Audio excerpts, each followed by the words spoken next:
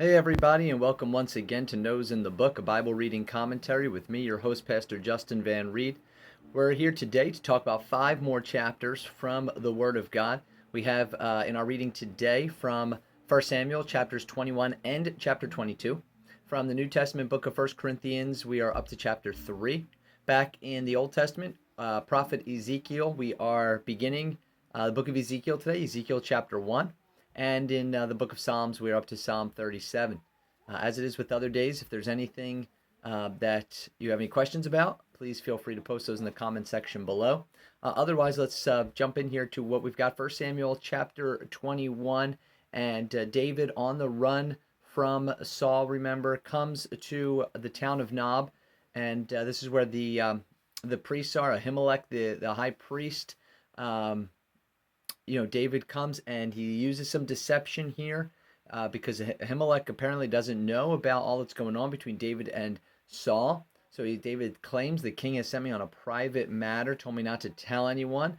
But David, on the run here, needs some food for him and his men, and Ahimelech says we don't have any regular bread. There is only the holy bread, but he offers it to him.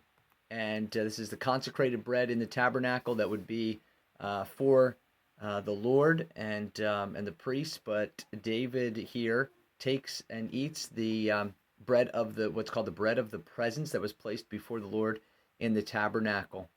And a key note here in verse 7 is that this man Doeg the Edomite is there that day, and has, as it says, has been detained. So he's already introduced as not a very good character here. Meanwhile, David moves on here to Achish, the king of Gath in the among the Philistines, but the military officers are unhappy about this. They want, what is David doing here?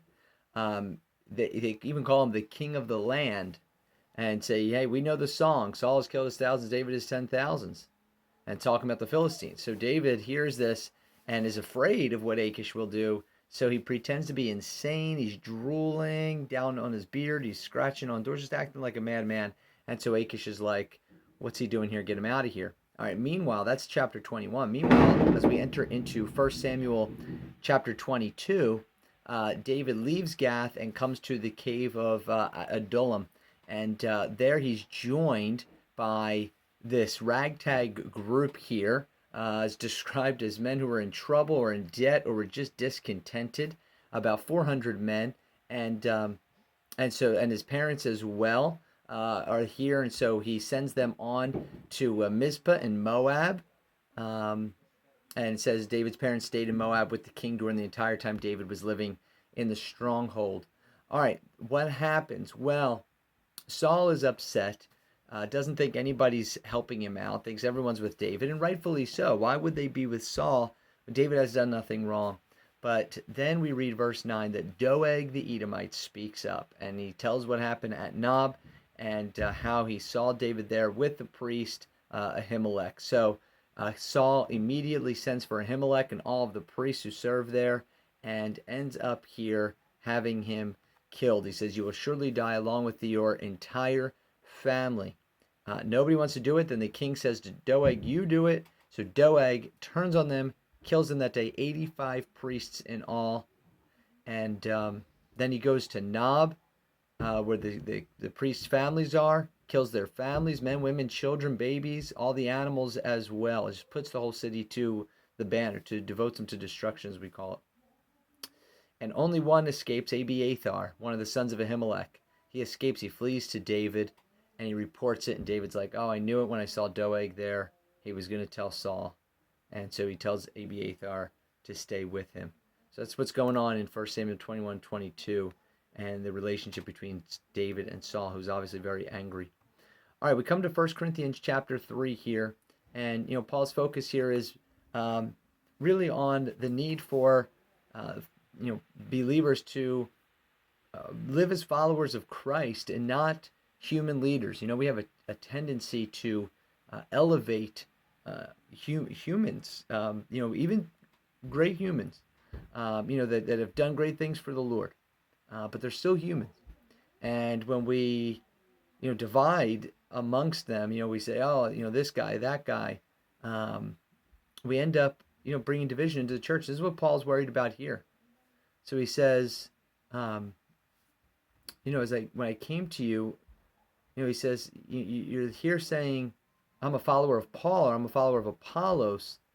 And he says, but who are Apollos? Who's Paul? He says, we're only God's servants through whom you believe the good news. We're just doing what the Lord gave us to do. It's not important who does the planting or the watering. What's important is God, who brings about the spiritual life.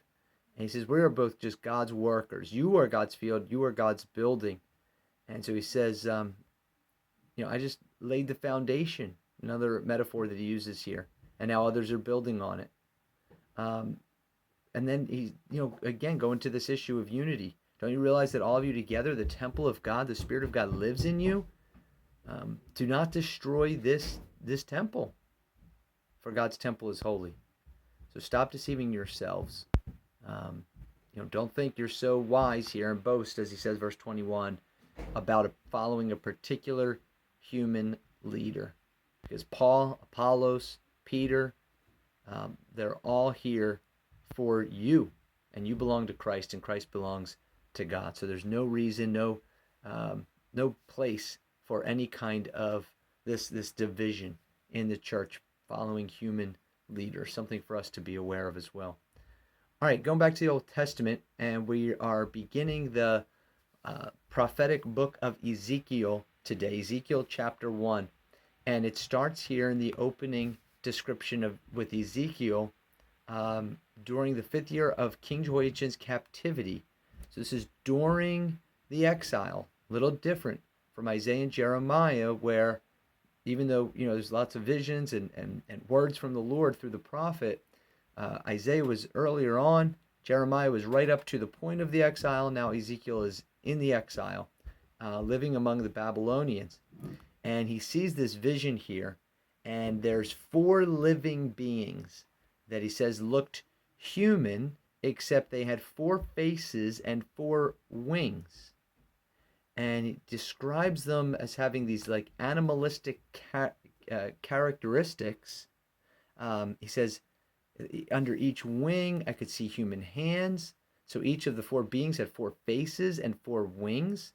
He said each had a human face in the front, the face of a lion on the right, the face of an ox on the left, and the face of an eagle at the back. So it's like 4-faced creature. And he says they went in whatever direction the Spirit chose. They moved forward in direction without turning around.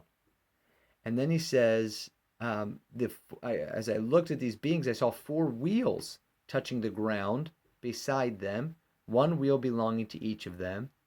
And he says the beings could move in any of the 4 directions they faced without turning as they moved. And the rims of the 4 wheels were tall and frightening, and they were covered with eyes. And he says when the living beings moved, the wheels moved with them.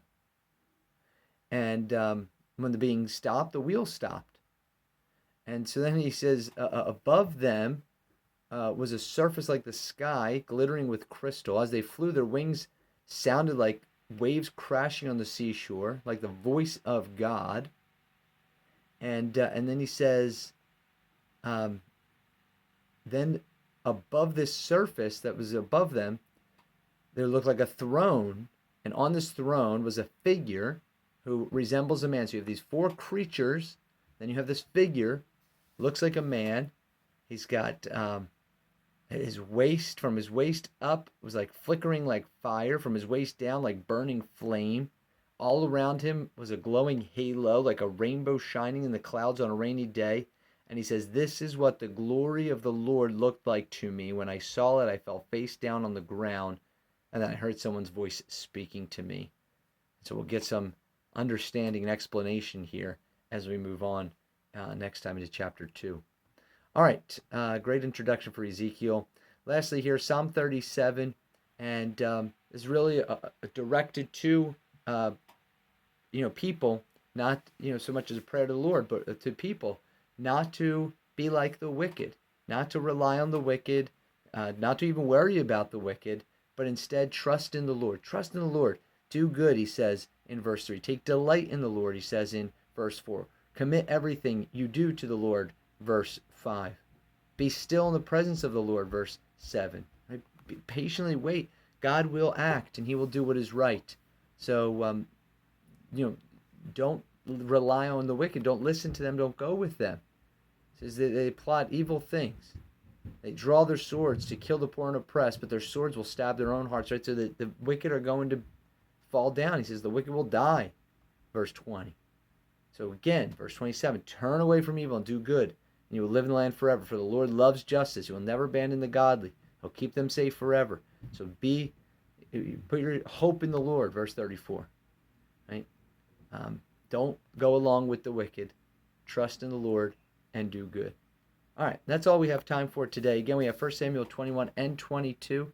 We have 1 Corinthians chapter 3, Ezekiel chapter 1, and Psalm 37. Thanks for being with me these last few minutes. Hope you enjoy your reading of the Lord's Word today and following him in it. Until next time, keep your eyes on the Lord. Keep your nose in the book, listening and obeying. I'll see you again soon.